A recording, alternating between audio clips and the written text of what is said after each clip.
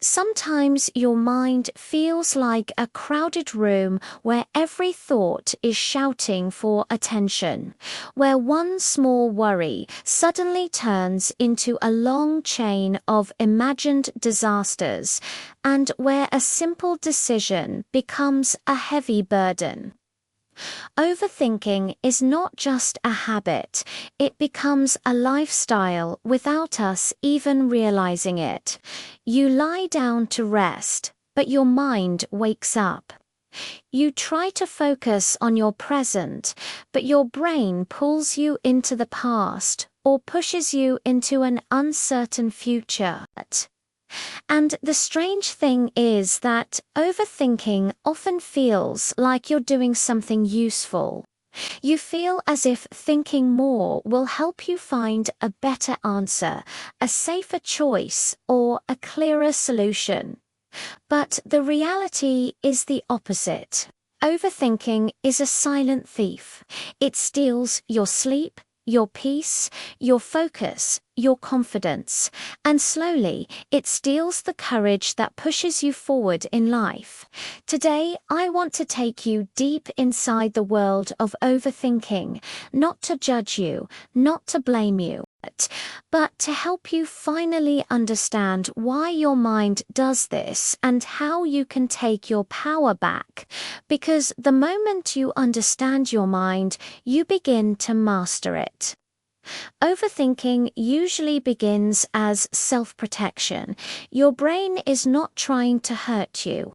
It's trying to keep you safe by predicting every possibility. It tells you, what if this goes wrong? What if that happens? What if you fail? What if people laugh? What if things don't work out? At first, these questions seem helpful, but soon they turn into chains that hold you in place. Your mind keeps replaying conversations, imagining problems, and creating scenarios that haven't even happened. You start feeling tired, not because of life, but because of the weight of your thoughts. And what makes overthinking powerful is that it feels automatic. You don't choose, it chooses you. But what if I told you that this automatic cycle can be broken, that you can train your mind to work with you instead of against you? It begins by understanding one truth. Overthinking is not a sign of weakness. It's a sign of a busy mind trying too hard to protect you. A lot of people think they overthink because they are emotional, sensitive, or insecure. But often, overthinking happens because you care too much. You care about outcomes, people, decisions, and consequences. You want things to go right. You want to avoid mistakes. You want to prevent pain. But in trying to protect yourself, your brain ends up hurting you through endless mental noise. Overthinking isn't about not being strong. It's about being too alert, too cautious, too aware. And when you understand that, you stop blaming yourself and start healing yourself. Healing begins with awareness. When you notice your thoughts spiraling, when you see yourself stuck in a loop, that awareness becomes your first step toward control. Most people get lost in their thoughts without realizing it, but you, simply by listening to this, are already becoming more conscious, more aware, more ready to take control. One of the biggest reasons overthinking takes over your life is because your mind hates uncertainty. The brain always wants answers, clarity, guarantees, but life rarely gives complete guarantees. So your mind tries to create its own version of safety by thinking endlessly. It's like your mind is trying to calculate the future, but no matter how much you think, you can't predict everything. And that is where the conflict begins.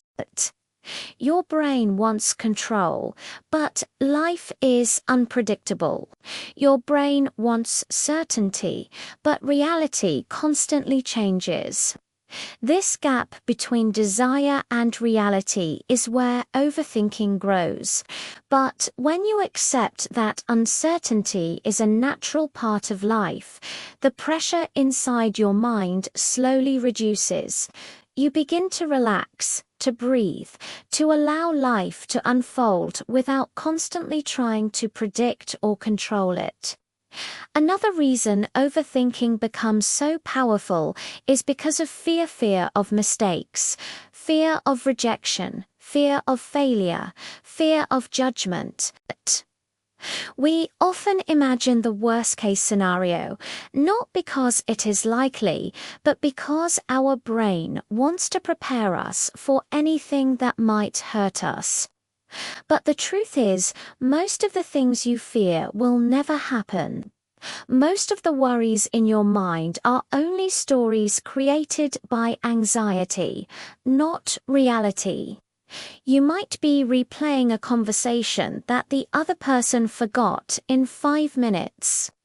You might be worrying about a future that won't look anything like what you imagine.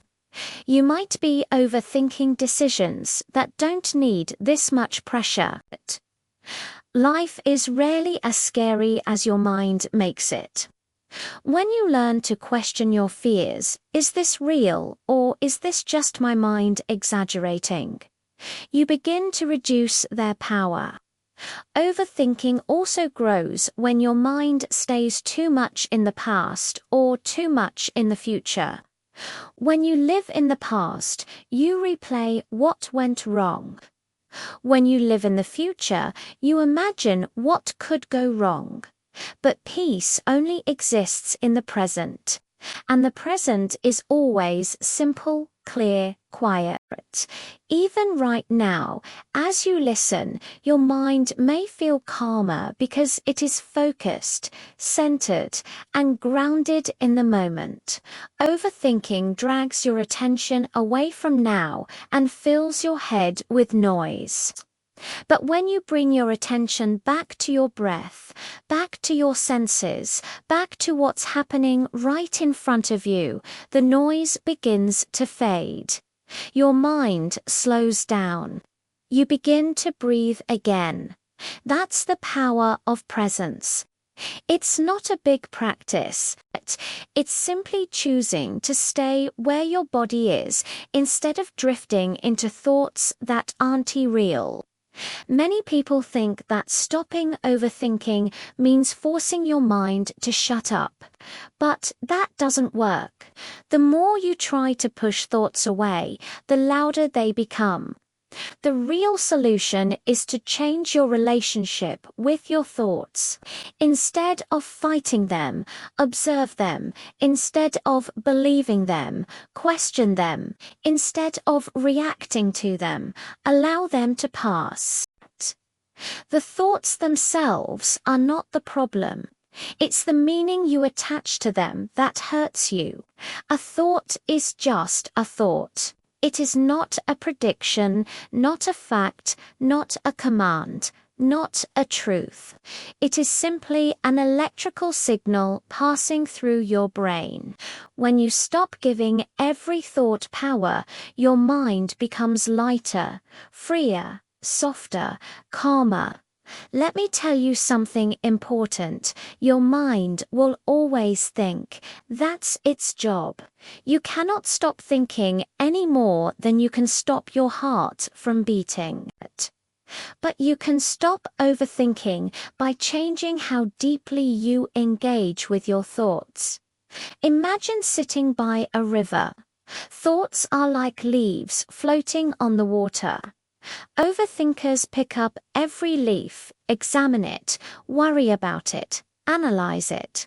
But the peaceful mind watches the leaves pass.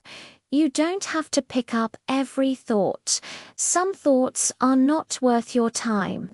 Some thoughts don't deserve your attention. Some thoughts don't need answers. But When you learn to let go of unnecessary thoughts, you create space in your mind for clarity, focus, and peace. To calm an overthinking mind, you need to give your brain something simple and grounding. This could be deep breathing, a short walk, journaling, or just sitting silently for a minute. These actions signal to the brain that you are safe, that you are in control, that there is no danger. Overthinking comes from the brain thinking something is wrong. But calm actions tell the brain everything is okay. When your body relaxes, your mind follows. You don't have to fix every thought. You only need to remind your brain that you're safe. And here is the final truth I want to leave you with. Peace is not something you find, it's something you create. Every time you choose not to follow a negative thought, you create peace. Every time you take a breath before reacting, you create peace. Every time you let go of something you cannot control, you create peace. Overthinking doesn't disappear in one day, but it begins to fade the moment you stop feeding it. The moment you redirect your focus. The moment you take back your power. And today, simply by listening, by understanding, by becoming aware, you have already taken the first step.